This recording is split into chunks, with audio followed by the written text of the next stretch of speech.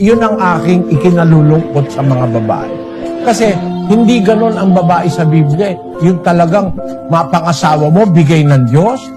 Ibang klaseng babae yun 31 Gs ng Kawikaan. Isang mabait na babae, sinong makakasumpong? Sapagkat ang kanyang halaga ay higit na makapupo kaysa mga rubi.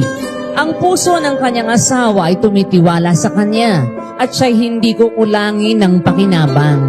Kapakipakinabang pala itong asawang galing sa Diyos Mabait na asawa, sino makakasumpong? Hindi mo masusumpungan yun, bigay ng Diyos yun.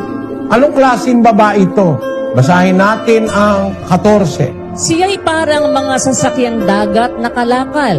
Nagdadala siya ng kanyang pagkain mula sa malayo. Ito palang babaeng mabait na asawa.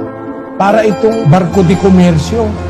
Alam niyo ba yung barko di komersyo? Dadaong sa pier. Bababa yung kanyang karga. Magkakarga ng iba.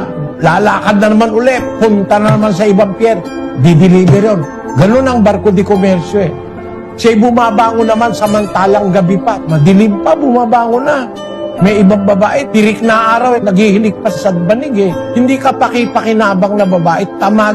O tapos, ang sabi doon, bumabangon siya samantalang gabi pa.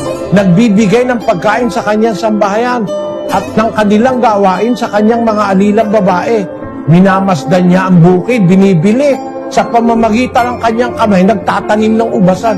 May biro mo magsasaka pa itong babae na to.